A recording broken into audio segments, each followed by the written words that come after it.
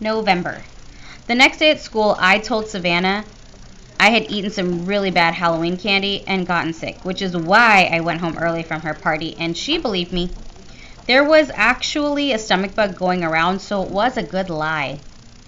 I also told her that I had a crush on someone else that wasn't Julian, so she would leave me alone about that and hopefully spread the word to Julian that I wasn't interested. Shh. She, of course, wanted to know who I had a crush on, and I told her it was a secret. August was absent the day after Halloween, and when he came back, I could tell something was up with him. He was acting so weird at lunch. He barely said a word, and he kept looking down at his food when I talked to him, like he wouldn't look me in the eye. Finally, I was like, Augie, is everything okay? Are you mad at me or something? No, he said. Sorry you weren't feeling well on Halloween. I kept looking for a Boba Fett in the hallways. Yeah, I was sick.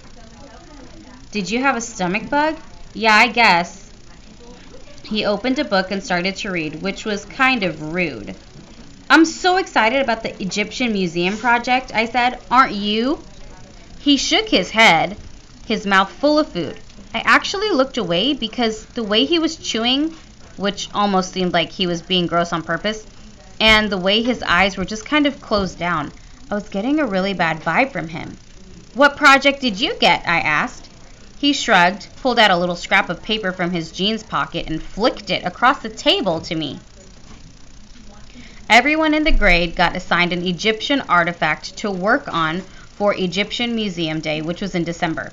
The teachers wrote all the assignments down on tiny scraps of paper, which they put into a fishbowl, and then all us kids in the grade took turns picking the papers out of the fishbowl in the assembly.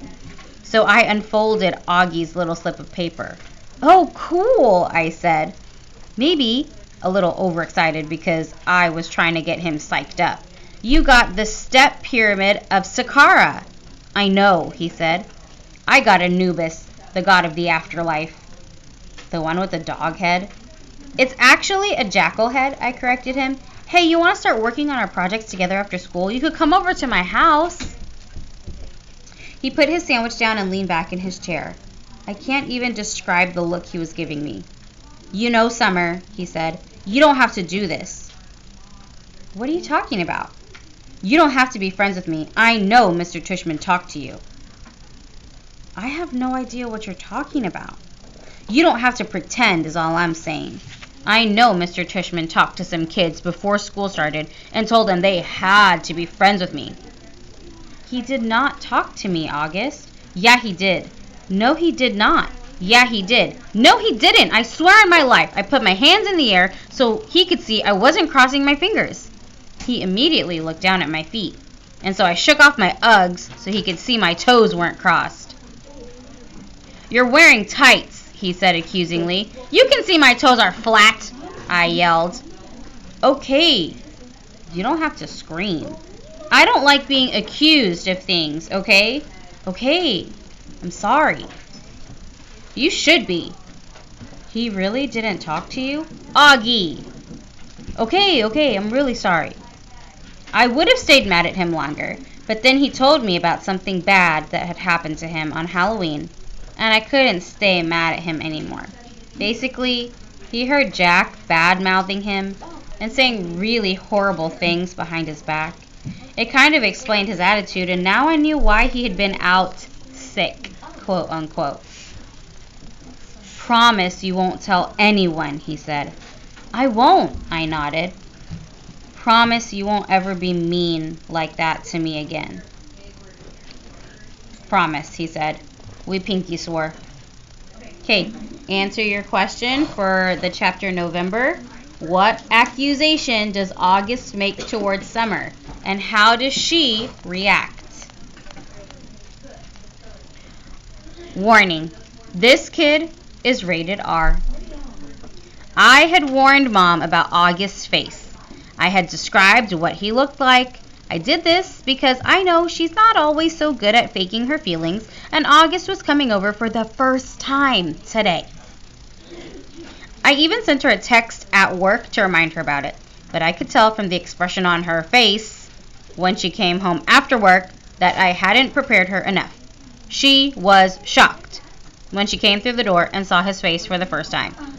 "Hi, Mom. This is Augie. Can he stay for dinner?" I asked quickly. It took a second for my question to even register. "Hi, Augie," she said. Of course, sweetheart, if it's okay with Augie's mother." While Augie called his mother on his cell phone, I whispered to Mom, "Stop making that weirded out face." She had looked like that when she was watching the news and some horrific event has happened. She nodded quickly, like she hadn't realized she was making a face, and was really nice and normal to Augie afterwards. After a while, Augie and I got tired of working on our projects and went to hang out in the living room. Augie was looking at the pictures on the mantle, and he saw a picture of me and Daddy. "Is that your dad?" he said. "Yeah." "I didn't know you were, what's the word? Biracial." What does that mean? What does biracial mean? Mixed, right? Yeah, a mixed race. Okay, so one parent is one race and one parent is another race. Okay, right, that's the word. Yeah, that's a prefix. Bi. It means two. Yeah, he looked at the picture again. "Are your parents divorced? I've never seen him drop off or anything." "Oh no," I said. "He was a platoon sergeant. He died a few years ago."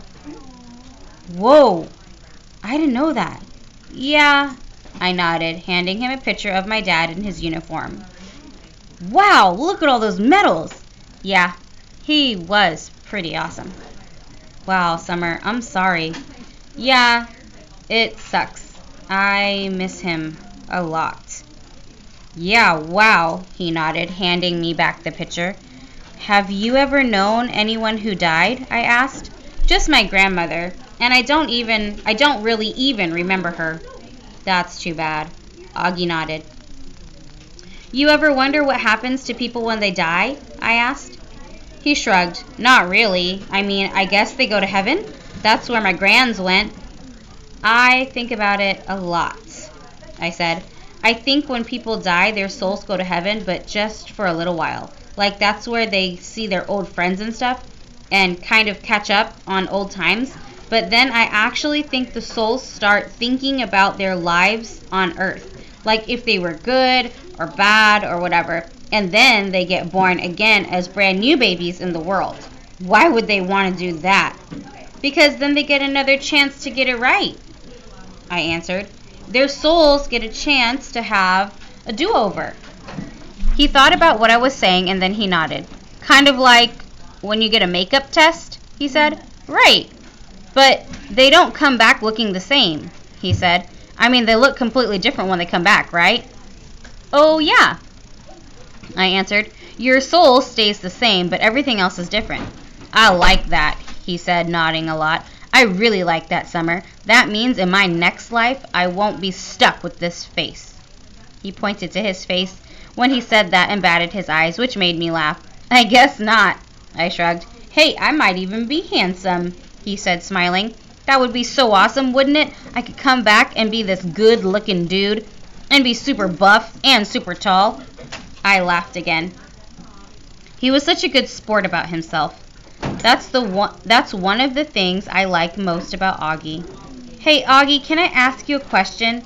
"Yeah," he said, like he knew exactly what I wanted to ask. I hesitated.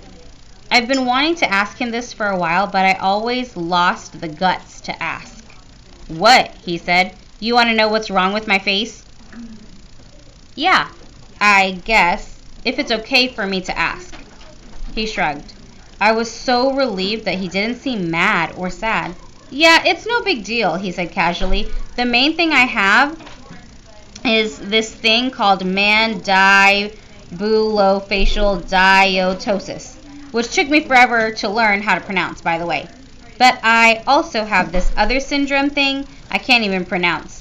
And these things kind of just morphed together into one big super thing, which is so rare they don't even have a name for it. I mean, I don't want to brag or anything, but I'm actually considered something of a medical wonder, you know." He smiled. "That was a joke," he said. "You can laugh." I smiled and shook my head. You're funny, Augie, I said. Yeah, I am, he said proudly. I'm cool beans. Okay, answer your question. What does August learn about Summer when he goes to her house? What does he learn about her dad? That's what I'm looking for. Last chapter is the Egyptian tomb. Over the next month, August and I hung out a lot after school, either at his house or my house. August's parents had even invited Mom and me over for dinner a couple of times. I overheard them talking about fixing Mom up on a blind date with August's Uncle Ben. On the day of the Egyptian Museum exhibit, we were all really excited and kind of giddy. It had snowed the day before, not as much as it had snowed over the Thanksgiving break, but still, snow is snow. The gym was turned into a giant museum with everyone's Egyptian artifact displayed on the table with a little caption card explaining what the thing was. Most of the artifacts were really great, but I have to say I really think mine and August's were the best. My sculpture of Anubis looked pretty real, and I had even used real gold paint on it. And August had made his step pyramid out of sugar cubes. It was 2 feet high and 2 feet long, and he had spray painted the cubes with this kind of fake sand paint or something. It looked so awesome. We all dressed up in Egyptian costumes. Some of the kids were Indiana Jones type archaeologists. Some of them dressed up like pharaohs. August and I dressed up like mummies. Our faces were covered except for 2 little holes for the eyes and 1 little hole for the mouth. When the parents showed up, they all lined up in the hallway in front of the gym. Then we were told we could go get our parents, and each kid got to take his or her parents on a flashlight tour through the dark gym. August and I took our moms around together. We stopped at each exhibit, explaining what it was, talking in whispers, answering questions. Since it was dark, we used our flashlights to illuminate the artifacts while we were talking. Sometimes, for dramatic effect, we would hold the flashlights under our chin while we were explaining something in detail. It was so much fun hearing all these whispers in the dark, seeing all the lights zigzagging around the room. At one point, I went over to get a drink at the water fountain and had to take the mummy wrap off my face. "Hey, Summer," said Jack, who came over to talk to me. He was dressed like the man from The Mummy. "Cool costume." "Thanks. Is the other mummy August?" "Yeah." Hey, do you know why August is mad at me?" "Uh-huh," I nodded. "Can you tell me?" "No." He nodded. He seemed bummed. "I told him I wouldn't tell you," I explained. "It's so weird," he said. "I have no idea why he's mad at me all of a sudden. None. Can you at least give me a hint?" I looked over to where August was across the room, talking to our moms. I wasn't about to break my solid oath that I wouldn't tell anyone about what I overheard at Halloween, but I felt bad for Jack. "Bleeding scream," I whispered in his ear. Then he walked away.